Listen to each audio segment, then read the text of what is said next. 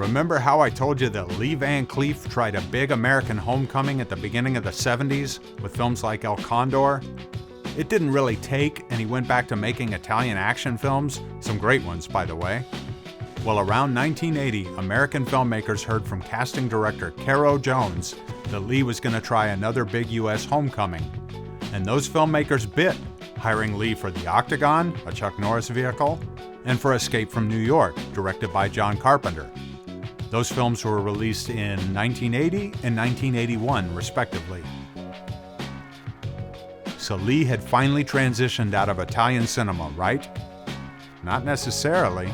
Lee had 0 films released in 1982 and 1983, and that was around the time that he had a pacemaker permanently implanted.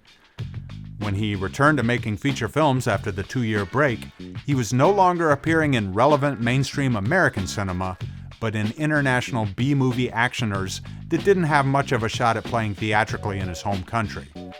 Yeah, in the 80s, he made the Italian-backed Jungle Actioners, codename Wild Geese, The Commander, and Jungle Raiders, all for director Antonio Margheriti. The last, Jungle Raiders, is a Jones clone, and the first 2, they're mercenary films starring Lewis Collins, who made those films after barely missing out on the role of James Bond.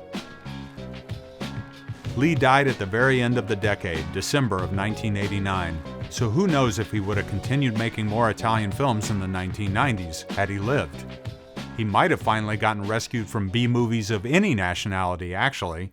See, Lee died right before the genuine, real-deal last revival of Western movies in Hollywood, the film boom that came after Dances with Wolves and Unforgiven, and I'm almost sure he would have gotten some roles there.